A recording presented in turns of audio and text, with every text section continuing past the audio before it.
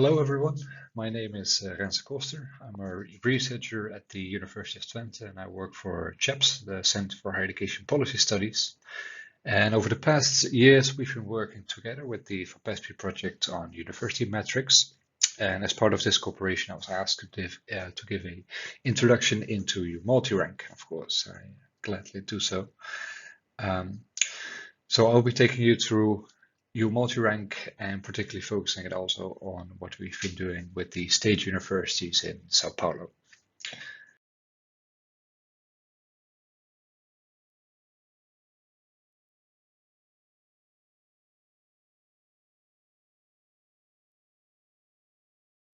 So what I want to talk to you about in this presentation is, first of all, what is U-Multirank?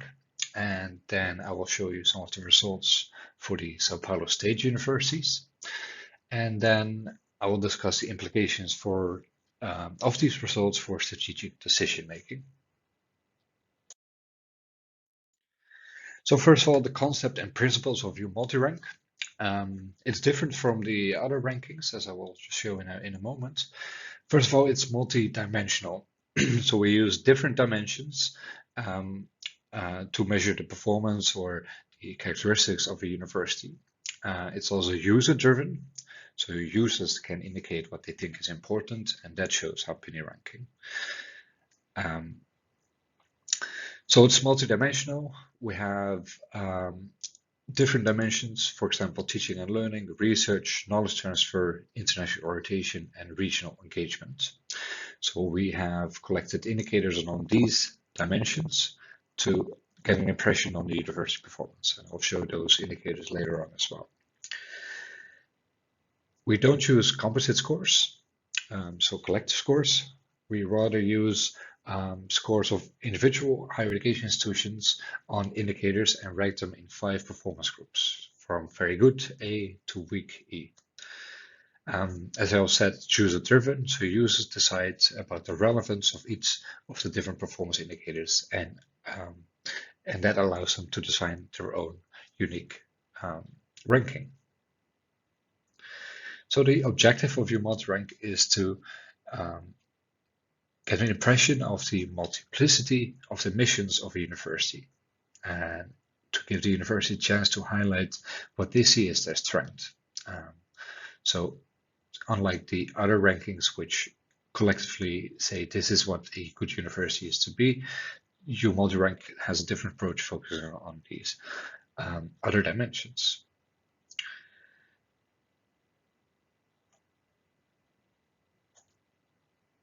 So in sum, U-Multirank is a ranking that gives the opportunities for universities, whatever their type is, to be visualized and appear in one of the indicators or more indicators, and achieve a prominent position in that. In that sense, it's also more of a benchmark tool than a ranking of performances. So how does that relate to the other rankings? Well, on the right side, you have U-Multirank, and then the other 3 main rankings, international rankings. So first of all, U-Multirank doesn't have a commercial background, so we don't have other connected interests, such as promoting fairs or publish a newspaper or paper. One of the strengths of U-Multirank is also that include a broader range of universities, and I should say not only universities, but also University of Applied Science, for example. So we use the term higher education institutions, while the other rankings are very much focused on research universities only.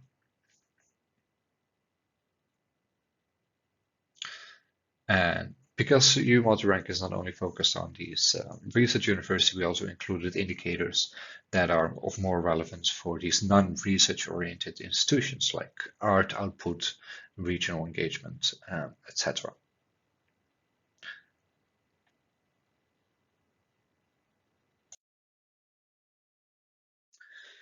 So the goals of U-Multirank, they can capture it, I think, in 2 sides. First of all, is to inform prospective higher education students, And on the other side is to give benchmark insights for policymakers of higher education authorities or policymakers at higher education institutions.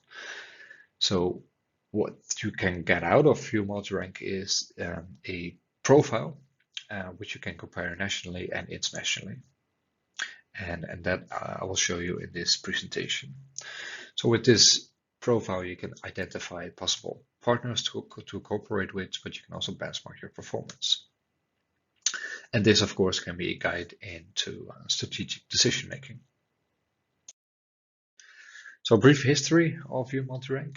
The background was that around 2010, so about 10 years ago, there was this discussion, and I think it's still very much a discussion on the validity of international rankings. And then back in 2009, there was a French presidency of the EU, and they initiated development or the need, they expressed the need for a ranking that allows for a fair comparison of all higher education institutions. And CHEPS, together with CHE in Leiden and CHE in Germany and CW2S in Leiden, and a Spanish group, CYD, started U-Multirank in 2010, first as a pilot project or a feasibility study where a limited number of institutions participated. From this study, it was concluded that it can be done. So in 2014, the first U-Multirank emerged or came online. First with a limited number of higher education institutions, so not even 1,000, but that has been growing over the years. So last year, 2019, we had 1,700 higher education institutions participating. And we hope for that number to continue to grow in the future. So U-Multirank, it receives funding from the European Commission, from a foundation in Germany, and the bank Santander, which you probably know as well.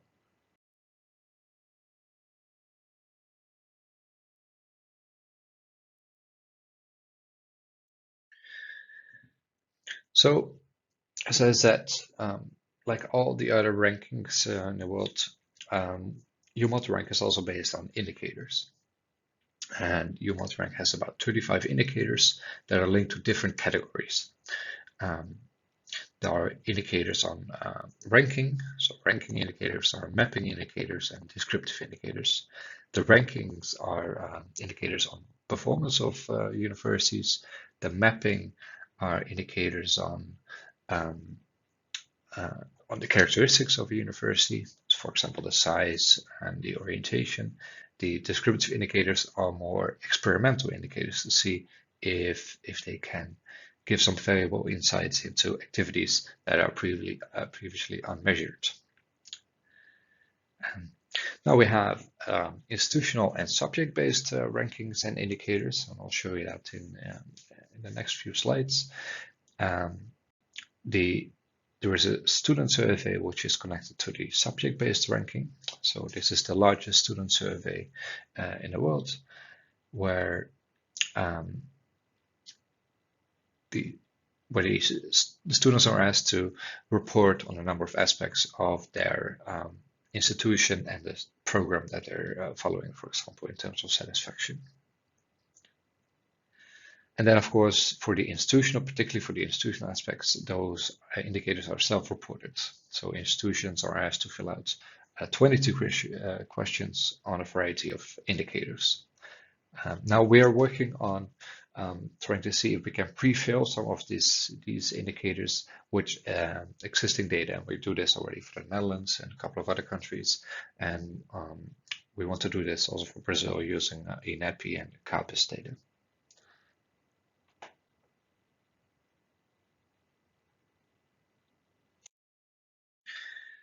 So, as I said, I will show you the indicators. So remember, there are 5 dimensions in this institutional aspects. First, teaching and learning, which is about graduation rates. Of course, we have indicators on research, which are particularly also collected not by the institutions, but by CW2S in Leiden. indicators on knowledge transfer, indicators on the international orientation of universities and higher education institutions. For example, mobility of students and the number of foreign programs, foreign language programs, or programs offered in a foreign language. And then, of course, there is this dimension that's called regional engagement. So the number of graduates working in a region, number of regional joint publication, income from regional sources, etc. So this is to highlight that U-Multirank is far from being only about research. It also has many indicators on these other dimensions, which is different from the other international rankings. So then we also have the subject-based indicators. So as I said, through this student survey, there is far more attention on for the student view.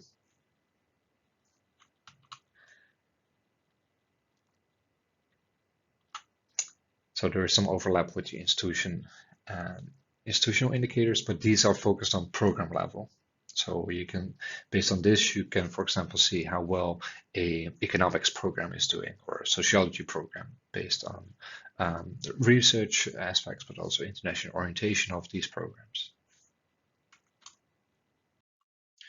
So what you can do with these indicators once they have been collected is to provide insights into profiles of universities. So this is a sunburst of a university in Japan, Tokai University. So they can create an overview or profile of a university. And this profile shows how well or bad a university is doing in comparison to other universities. So it shows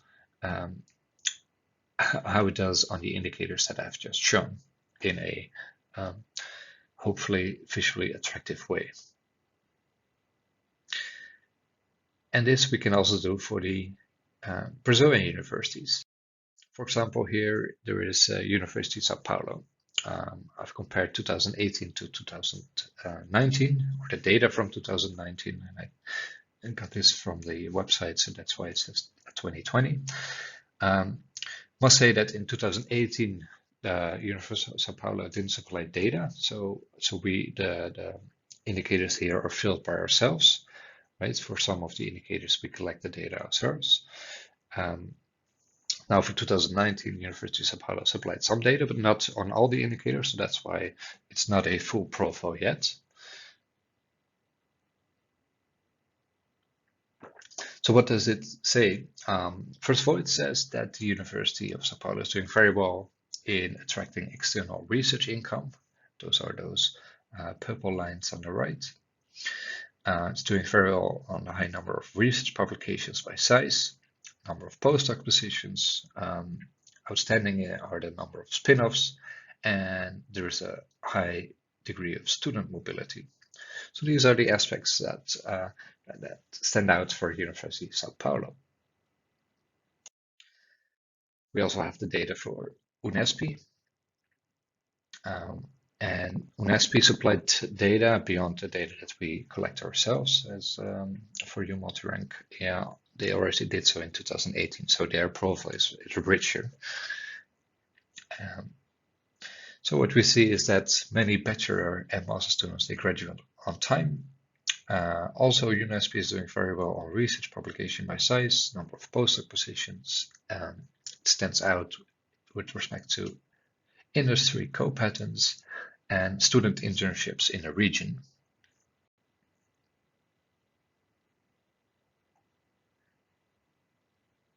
So since UNESP supplied data also in 2018 and 2019, and based on these two pictures, which largely stay the same, I think it's fair to say that these data give a rather fair impression of the profile of UNESP, right? It's pretty stable over the years.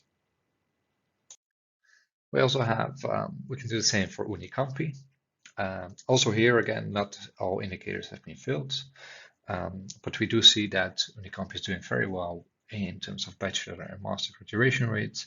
They have high degree of research income, doing very well with publication rate by size, postdoc positions, and industry co-patents.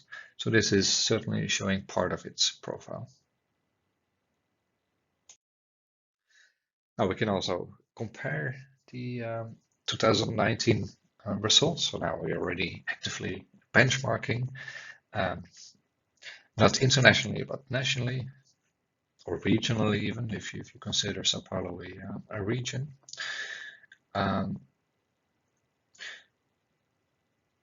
And when we compare them, we see slightly different profiles emerge as well. For example, if you look at USP, or maybe this is more of the traditional broad university, as we also know them throughout the world, which is trying to do everything very well.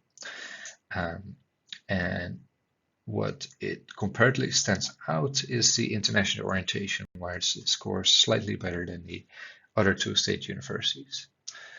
Now, for UNESP, the regional engagement appears to stand out.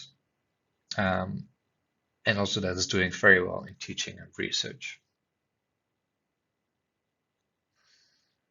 Unicamp, as compared to the other two, it seems to have a strong focus on knowledge transfer. Perhaps it links to this idea of an entrepreneurial university, whilst also, like all the other two state universities, doing very well on teaching and research as well.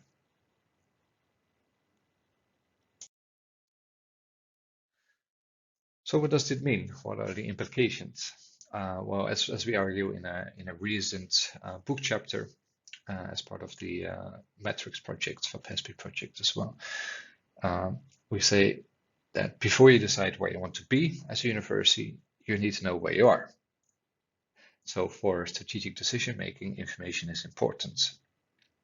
And this can be partially done with U-Multirank because it gives insight into profiles of universities.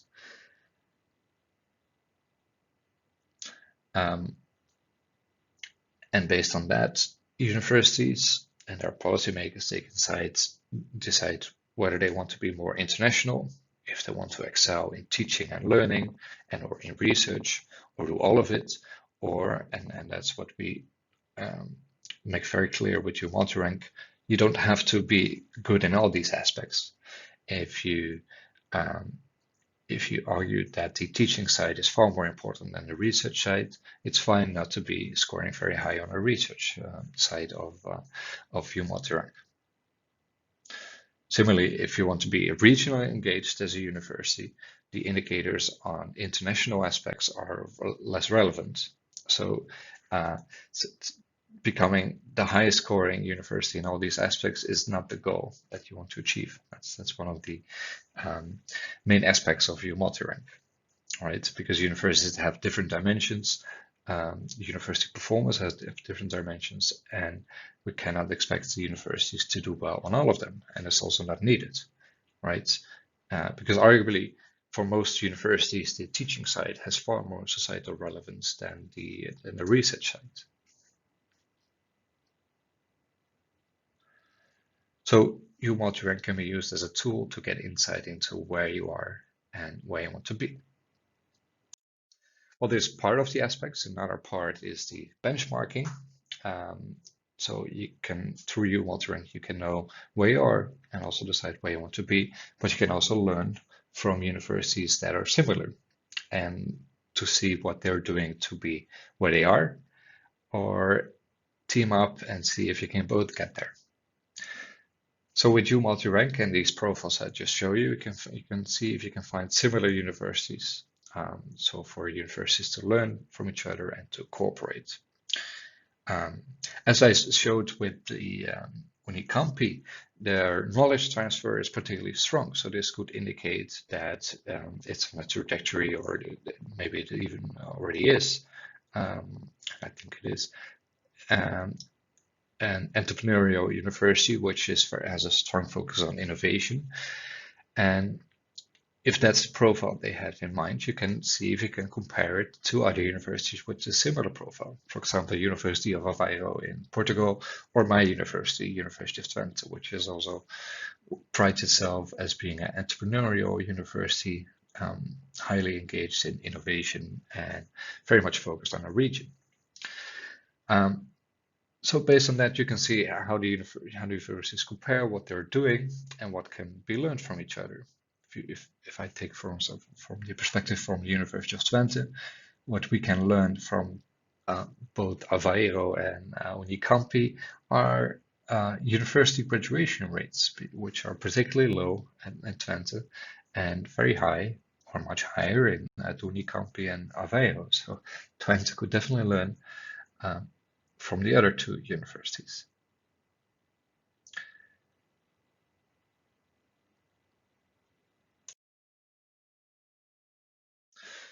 So that's a brief overview of what can be done with U-Multirank. I also want to say a few words on the development of U-Multirank. First of all, since its inception in 2010, it's been a constant learning process. How to handle the data, how to show the data, make it visually attractive and accessible. And I really don't think U-Multirank is there yet, but we're making progress. And along the way, we also realized that we should make it easier for institutions to supply data. So now we're trying to help them with pre-filling some of the indicators. And as I said, we're also going to do this for Brazil using UNESP and CHEPS data. And also, we're working together on this with the University Metrics project. So U-Multirank is also constantly developing and testing new indicators. And what they're currently thinking of is to see if they can include indicators on study success, sustainability, so what a university is doing for sustainability, and about social inclusion. Another aspect, and this particularly came also through our work in Brazil, is that different regions require different indicators. So we're trying to see if we can find a method where we apply indicators for different regions. For example, we noticed that regional engagement is very strong or very important in Latin America. So we try to see if we can find a way to include this in a ranking. Similarly, student mobility is very important in Europe. So we're trying to see if we can include that more for specific regions. Lastly, I think it's important to highlight is that U-Multirank is also working on improving the usability of U-Multirank as a tool for benchmarking. So allowing it to create more interactive comparisons and analysis. So hopefully this will improve the usability, not only for students, right? Because that's currently the focus on the website, but also usability for policymakers at higher education institutions. So this was the brief introduction into U-Multirank. Feel free to ask questions if you have. I've included a link to our general website, but you can also send me an email. And lastly, I would like to refer to the book chapter that me and a colleague wrote for the metrics project as well. Thank you very much for your attention, and I hope you have a pleasant day, and I'm hoping that you enjoy the course. Thank you.